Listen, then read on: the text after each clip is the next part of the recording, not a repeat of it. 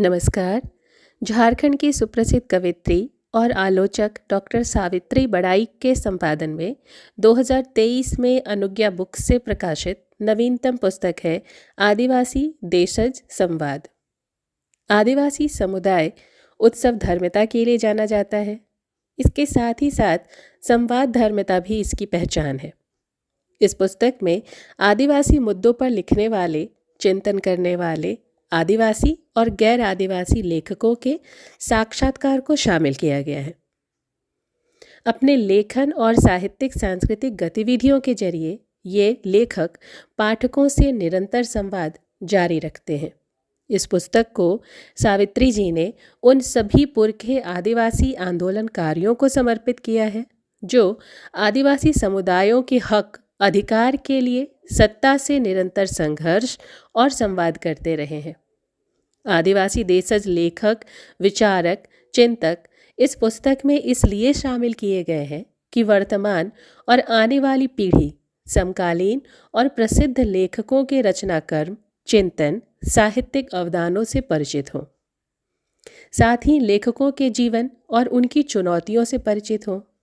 यह किताब रमणिका गुप्ता, रामदयाल मुंडा, रोज केरकेट्टा, वॉल्टर भेंगरा, शिशिर टुडू, ग्रेस कुजूर, गणेश नारायण देवी, हरिराम मीणा, येसे दोर्जे धोरछी, महादेव टोप्पो, रणेंद्र, रूपलाल वेदिया के विचारों को जानने, उनके समय की हलचलों, परिवर्तनों और संघर्षों, आंदोलनों से रूबरू होने के लिए आमंत्रित करती है। रचनाकारों से जुड़े कई रोचक प्रसंग भी हैं। अछूते विषयों से परिचित होने का अवसर भी है। निश्चित रूप से यह पुस्तक साक्षात्कार तथा संवाद के द्वारा आदिवासी क्षेत्र के साहित्यिक, सामाजिक परिवेश को उजागर करने में एक महत्वपूर्ण भूमिका निभा रही है।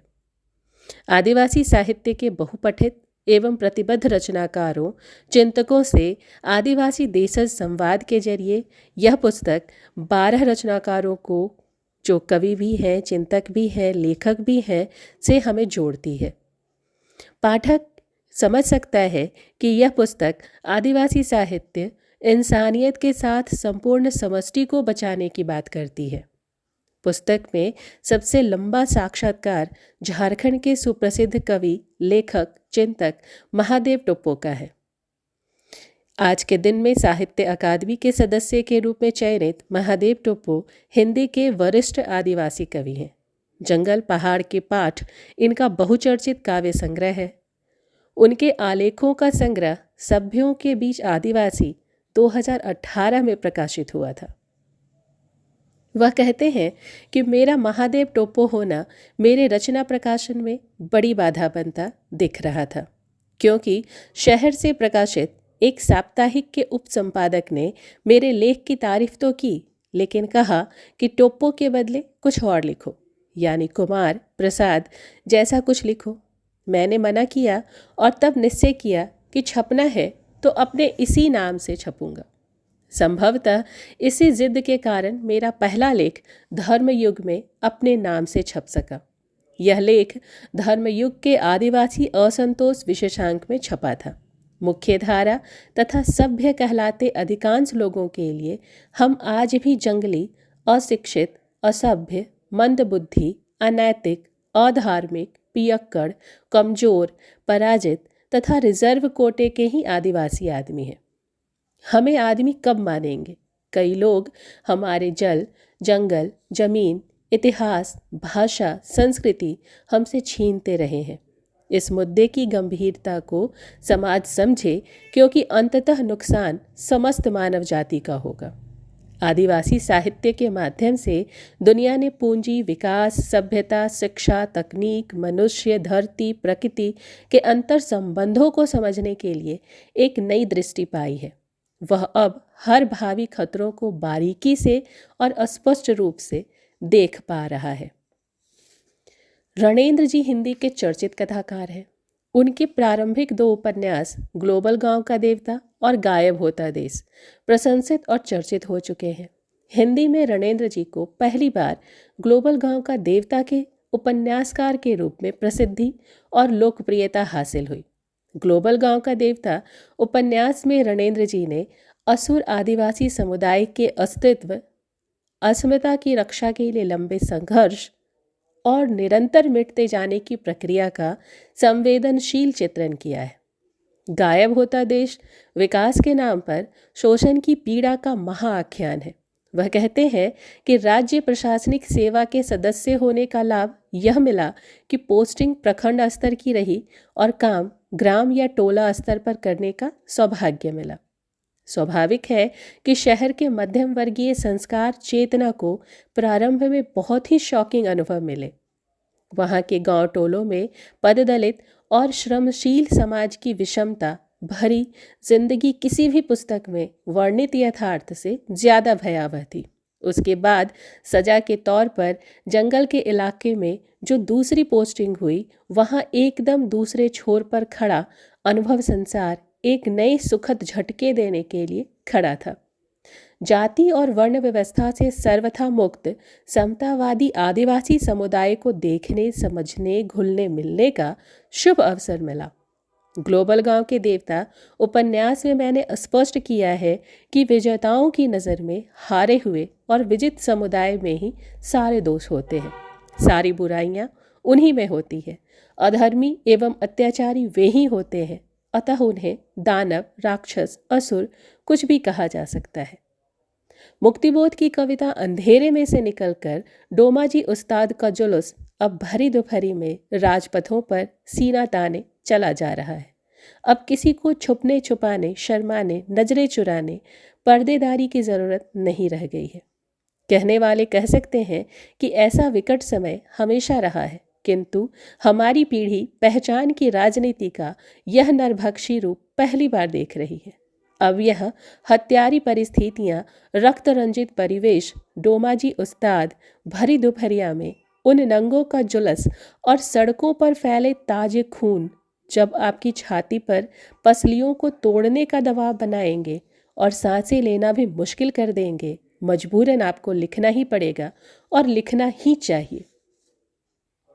रणेंद्र जी आदिवासी दर्शन और व्यवहारिक जीवन में अन्यत्व की बात करते हैं। वह कहते हैं कि इसे अगर स्पष्ट किया जाए तो यह दर्शन यह स्थापित करता है कि प्रकृति के वनस्पति जगत और जीव जगत का एक अभिन्न हिस्सा मात्र है इंसान, यानी कि मानव कोई श्रेष्ठतम प्राणी नहीं है, अन्य जीव जंतुओं एवं वनस्पतियों से कोई अलग या विशिष्ट नहीं है, वरन उनके जैसा और उनमें से ही एक है। इसलिए आदिवासी समाज और परिवार अपना गोत्र या टोटेम तय करने में जीव जगत और वनस्पति जगत में कोई फर्क नहीं करता है। वह कहते हैं कि आदिवासी जीवन दृष्टि की 4 विशेषताएं हैं: अल्प उपभोग या संतोष का दर्शन, संपूर्ण पर्यावरण पारिस्थितिकी के साथ एकात्मता का बोध, विजेता नहीं बल्कि अभिन्न अंग होने का दर्शन, अगली पीढ़ी को बेहतर पर्यावरण, बेहतर धरती देने का दर्शन, सबों के लिए खुशी की तलाश का दर्शन। रमणिका गुप्ता लेखिका, कवित्री, सामाजिक सांस्कृतिक कार्यकर्ता और जानी मानी श्रमिक नेता रही हैं। वह किसी परिचय की मोहताज नहीं है। आदिवासी दबे कुचले दलित और स्त्रियों के बुनियादी हकों के लिए उन्होंने सालों से अनवरत एक अंतहीन संघर्ष छेड़ा हुआ था। अपने साक्षात्कार में वह कहती हैं कि मैं आदिवासी साहित्य उसी को मानती हूँ जो आदिवासियों ने भोगा और लिखा है। जो गैर आदिवासी आदिवासियों पर लिखते हैं वह आदिवासी समर्थक साहित्य के रचनाकार होते हैं। अपने रमणिका फाउंडेशन का जिक्र करते हुए उन्होंने कहा कि आदिवासियों की 600 बोलियों में से 90 भाषाओं में साहित्य रचा जा रहा है। इन्हें मिटने से बचने के लिए एक लिंक भाषा की ज़रूरत है ताकि उन्हें मुख्य धारा से जोड़ा जा सके।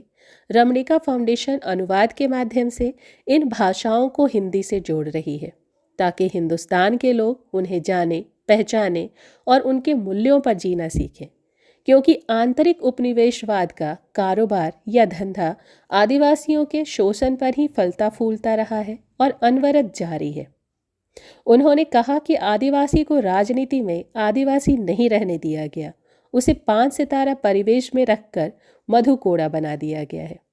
वह यह भी कहती हैं कि दरअसल आदिवासी कभी हिंदू नहीं थे और ना ही हिंदुओं ने उन्हें हिंदू माना। वे प्रकृति यानी पेड़, आकाश, पहाड़, नदी की पूजा करते हैं। उनका कोई मंदिर नहीं होता, ना ही कोई शास्त्र वगैरह है।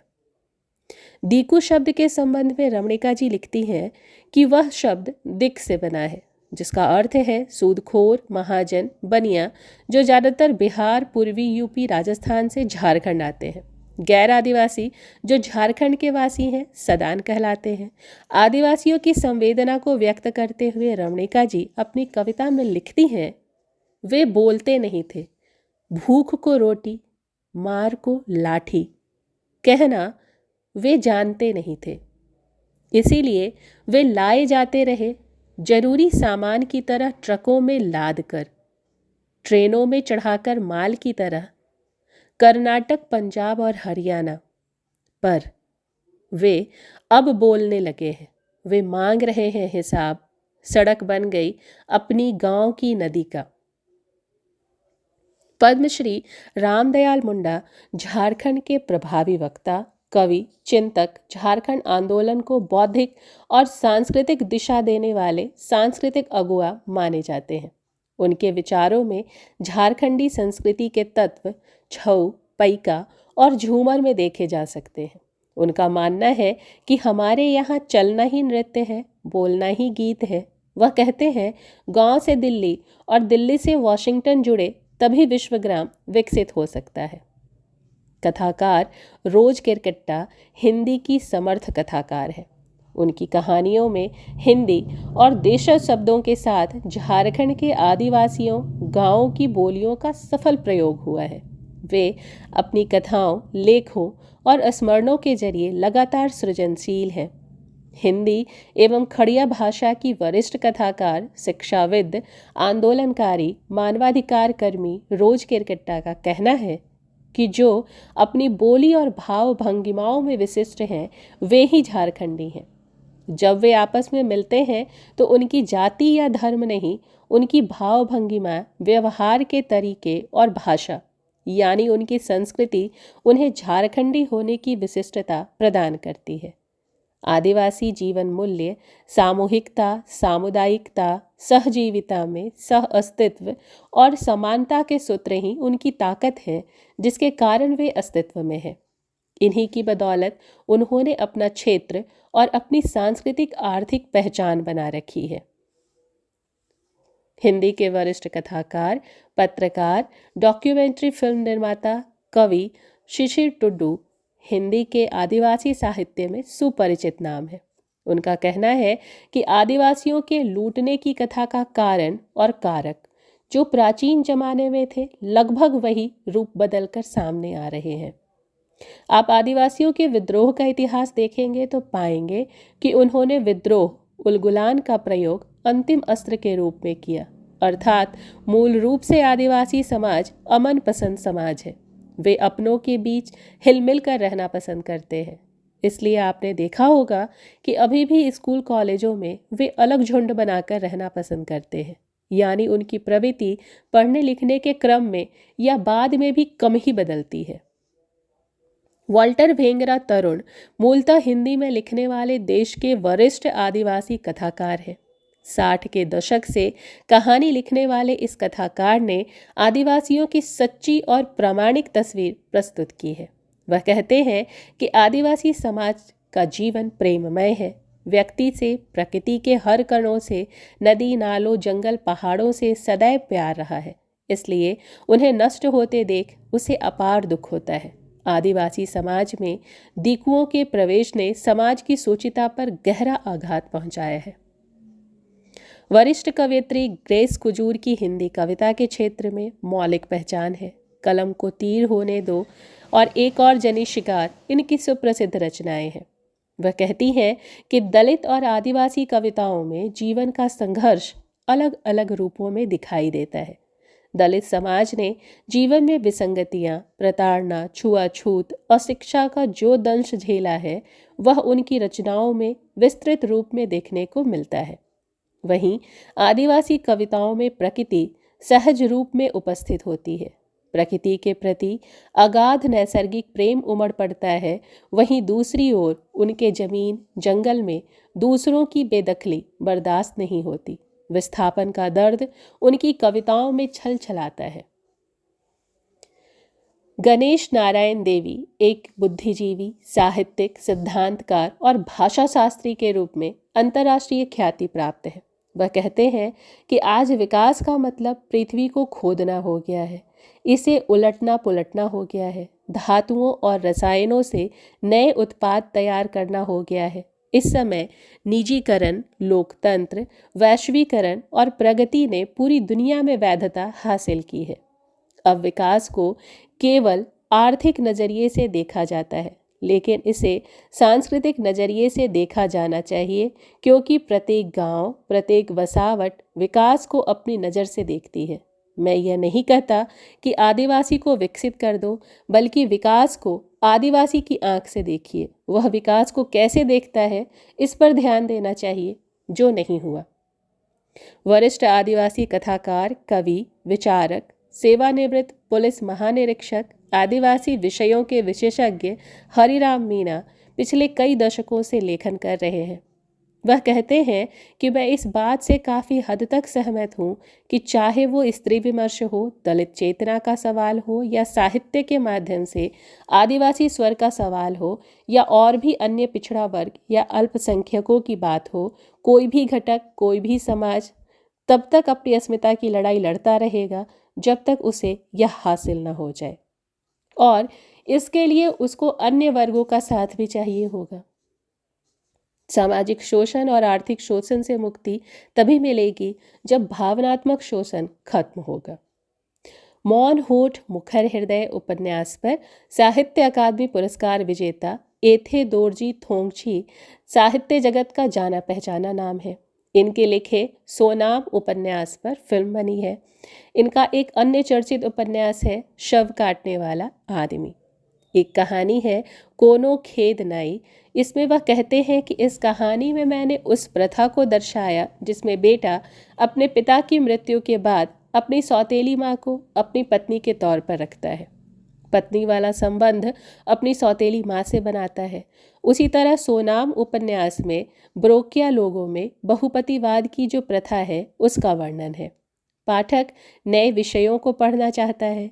अरुणाचल में कई जनजातियां हैं और उन सब की अलग अलग जीवन शैली है, रीति रिवाज है, आचार विचार है, तो इन सभी चीज़ों पर लिखी कहानियाँ और उपन्यास विशेष तौर पर लोगों को पसंद आते हैं।